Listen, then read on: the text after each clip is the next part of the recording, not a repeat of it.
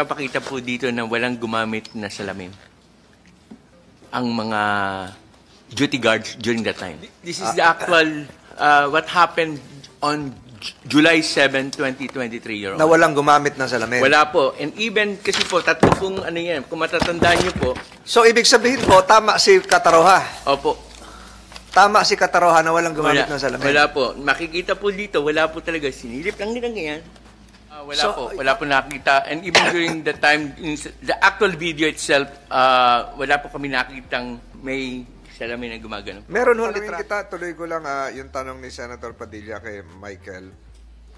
Noong ikaw ay sinuspinde na hindi pwede lumabas dahil sinabihan ka ng bantay pinto na hindi ka pwedeng daw lumabas kasi may ginawa kang pagkakamali. Ano yun? Paki-Mike. Dahil lang pong ulahalayakan. Dahil sa? Makulit daw po ako. Makulit? Opo. Abay, anong kakulitan mo naman na ano? Hindi lang po sumusunod. Hindi ka sumusunod. So, pinagbawal ka na lumabas sa iyong selda. So, hindi ka na pwedeng lumabas. Paano? Kahit noong July 7, bawal ka rin lumabas sa dormitoryo. Paano ka nakalabas doon sa dormitoryo para tumulong doon sa pag-akyat ng basura at pagdaan ng Kiko King? Kiko King ba yun? Mang Kiko, yung Kiko L300, pagdaan, nakitulong ka pa, nakatago ka sa likod. Di ba, pinagbawalan ka na ng bantay pinto? Opo. O, paano mo nagawa yun? Sinabi na ng bantay pinto, bawal ka lumabas. May lalaw po kasi nun eh.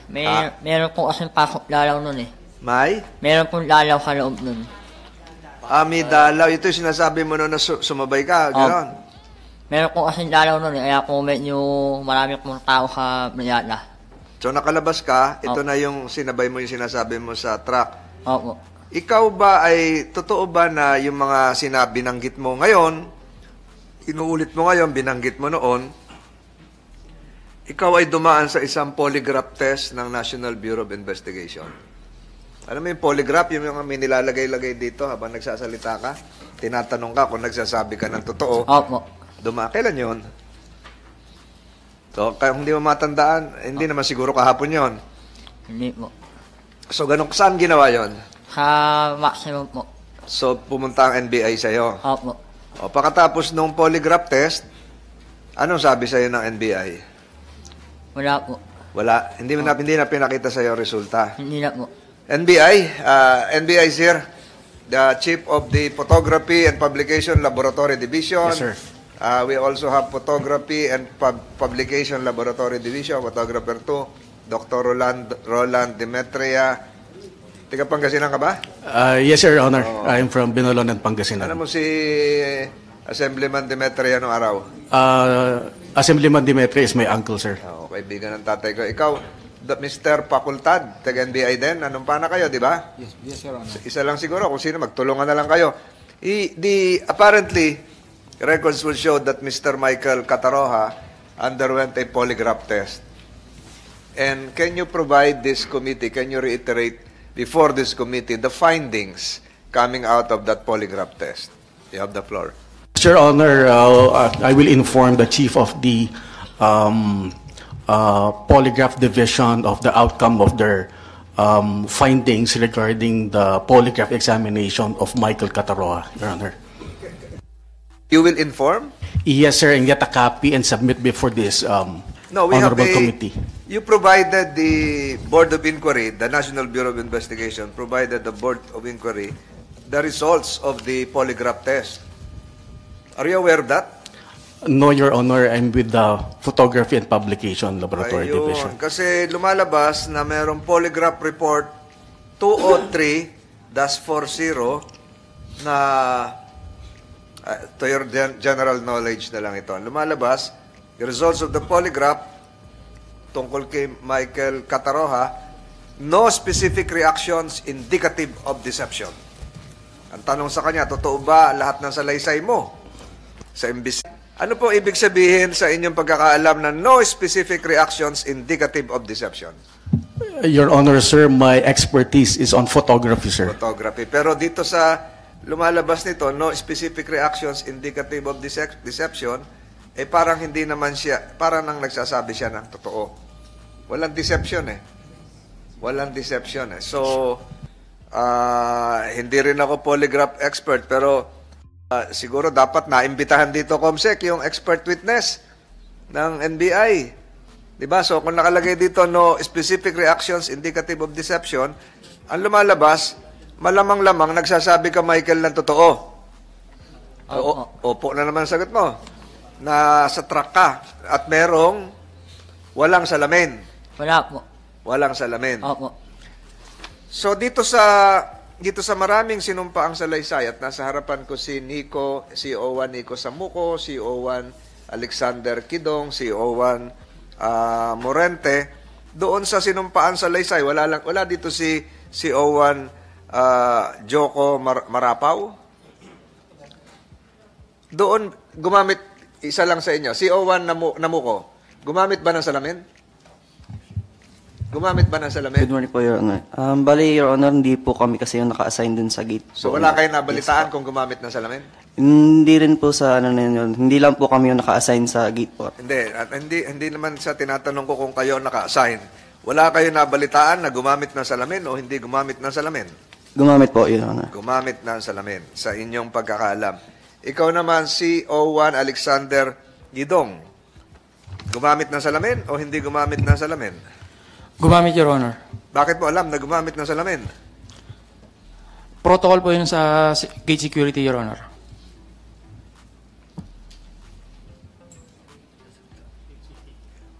Protocol yon. Pero dito sa iyong sinumpaang salaysay, may sinabi ka rito na yung mga pumalit ay mga rookies, inexperience.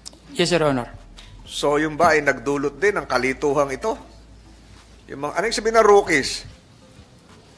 Sir, kasi kami, Your Honor, ay mga bagong graduate lang po last November 2022. So rookies kayo, Yes, wala kayo experience. Yes, Your Honor. Kung nanood ka ng basketball kagabi, yung si Luka, Rookie of the Year nung araw yon, ang galing. So rookies kayo, ibig sabihin, hindi dapat kayo dun sa ganung pwesto sa maximum security compound. Sa position na yun, Your Honor, para sa akin, Your Honor, kasi Wala pang karanasan. Wala pa kaming karanasan at ang training po namin ay basic pa lang po. So napadala kayo sa maximum security compound. Hindi kayo nagsabi, sir, wag naman muna dito kasi baguhan lang kami. Sir, wala po kami nagawa kasi yun po yung order na binaba sa amin. Walang? Wala po kami nagawa kasi yun po yung order na binaba sa amin. Sumunod lang po kami. Susunod kayo sa order. Ngayon, saan kayo naka-assign? Ngayon, Your Honor, naka-assign na po kami sa Sablayan Prison Penal Farm, Your Honor. So kahit rookies, pwede doon. Ikaw naman, si O1 Morente. May salamin ginamit o wala salamin? Good morning, Your Honor. Ako po ay kabady po ni CO1 Kidong and sa pagkakaalam ko rin po, gumagamit po talaga ng salamin during paglabas po ng mga any vehicle po. Paglabas at pagpasok po, gumagamit po talaga ng Yun salamin. ang pagkakaalam mo. Kasi siyempre, pag lunch break, nagkukwento-kwentuhan kayo doon. Pag off kayo, may salamin naman tayong ginagamit, di ba? Okay. Yes Tama? po, Your Honor. Kahit wala kayo nung araw na yon sa actual inspection. Subalit, wala lang dito, hindi na imbitahan ni Comsec si CO1 Joko Marapaw. Wala dito? Wala. Ba't hindi natin na-imbitahan? Hindi naman siya relieve pa, no? Hindi pa siya relieve. So, si CO1 Marapaw, ang sinasabi niya, gumamit ng salamin at gumamit pa ng aso. K9, aso. Michael, meron ba aso? Wala po. Ba't alam mong walang aso? Hindi naririnig mo siguro aso. Natahol lang aso. Kasi kung may aso, maamoy ka na ng aso, kakagating ka na ron. Kung kailangan naman kalak kung may aso po yun eh. Ha? Kung kailangan naman kalak kung meron pong aso. Makikita ka ng aso? Opo, kailangan po. Takot ka sa aso? Opo. Bakit? Nakagat ka na ng aso? Opo. Saan ka nakagat? Sa preso? Kalabas po. Kalaya ka po. Kaya takot ka sa aso? Opo. Hindi ka naman nakakain siguro ng aso? Nakakain din po. Ayun. Magagalit nga sa iyo ang aso. So, walang aso nung araw na yon? Wala po. Si O1 Namuco, may nabalitaan kayo na gumamit ng salamin? May nabalitaan kayong gumamit ng aso? Good morning po, Your Honor. Yes po, Your Honor. May aso po. K9 May aso? unit po. May aso? Yes po. Ilang aso yon ginagamit? Usually po, hindi ko rin po kabisado, Your Honor, yung dun sa gate po, Your Honor. Merong aso. Ano, teka muna. Hindi mo matandaan, nasira yung train of thought ko. Hindi mo matandaan kung pakiulit? Hindi po, lagi rin po talagang may Hindi kasamang unit. aso. Ilang aso yon? Dalawang. Hindi ko lang din po sigurado, Honor, kung ilan po yung bilang, pero meron po laging unit ng K9. So kung naikot yung may salamin, may tangkay, naikot din yung aso. Yes, Your Honor. Okay. CO1 Kidong, Alexander Kidong. May aso ka nabalitaan? Wala. Your Honor, pag dumadaan kami sa gate 4, meron po kami nakikitang aso doon. Meron pong K9 unit. Merong K9 unit. Yung si K9 unit, nag-inspection din sa ilalim. Yes, Your Honor. Kasama nung salamin. Yes, Your Honor. Magkasabay yun, ano? Yes, Your Honor. CO1 Nico Morente, sa pag-uusap-usap mo doon, kausap mo sa lunch break, sa lahat, may aso? Your Honor, may ano po talaga po doon, umaga-gabi po, may nakatalaga pong K9 unit na nag-aasikaso po para po sa mga aso po na kasama po nilang nag-check po. Kasama po yung salamin po na sinasabi. Kasama nung salamin si aso. Yes po, Your Honor. Minsan po, nauuna sa salamin tapos pinapadaanan po ng aso. Depende po sa ano po nila, routine nila. Pero usually po, yun po talaga nakikita ko. Salamat. Meron Gerald Katapang na footage ata ditong CCTV na merong ginamit na under chassis mirror. Meron ba tayo maipapakita, Gerald Herrera? Hindi po namin dala yung mismong CCTV footages.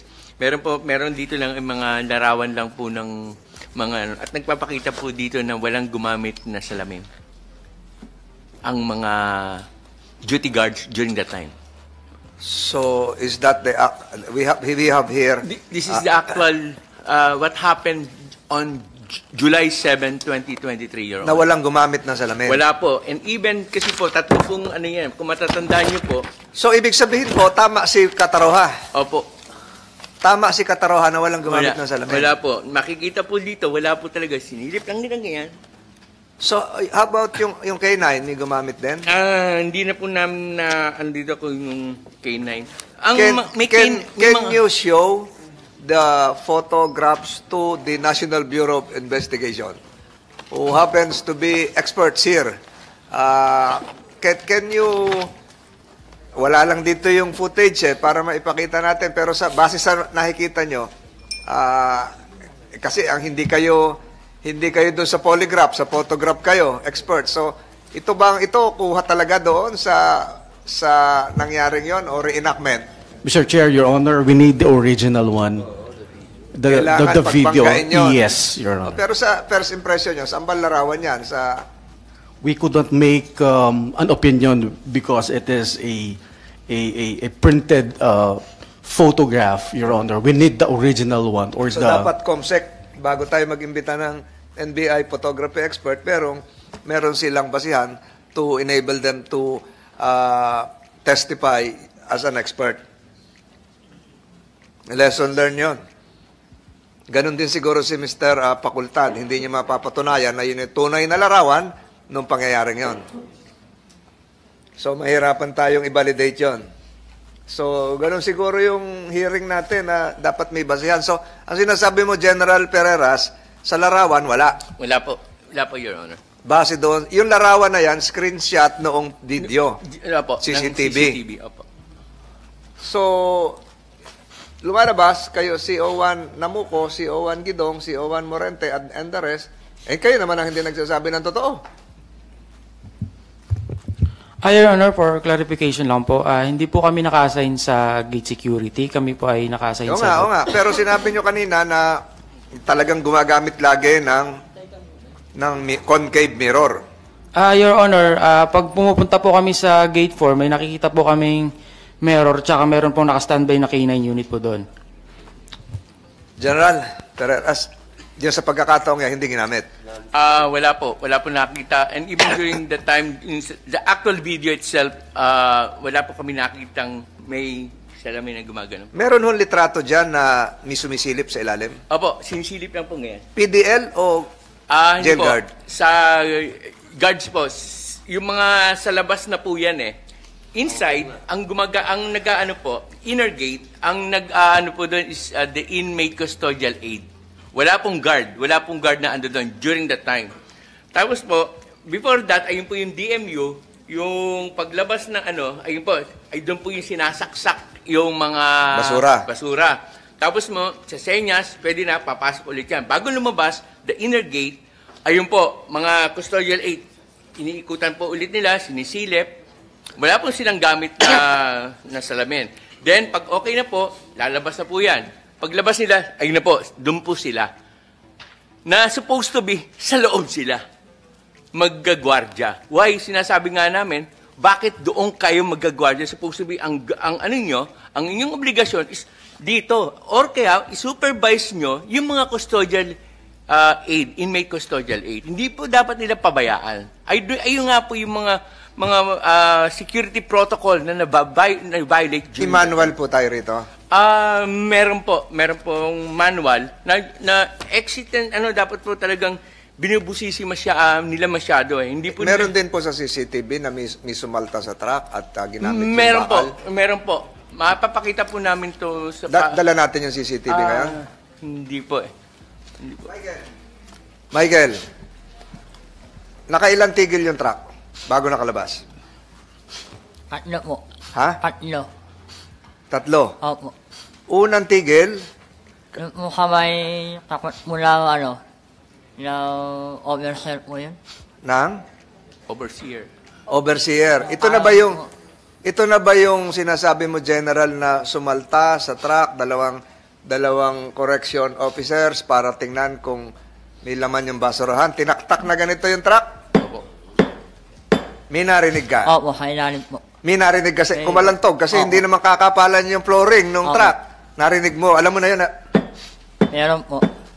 Pang ilang tigil ng truck yon? Una po yun. Unang tigil. So, nung nakalampas yung ganon, alam mo, lampas na yung inspection. Opo.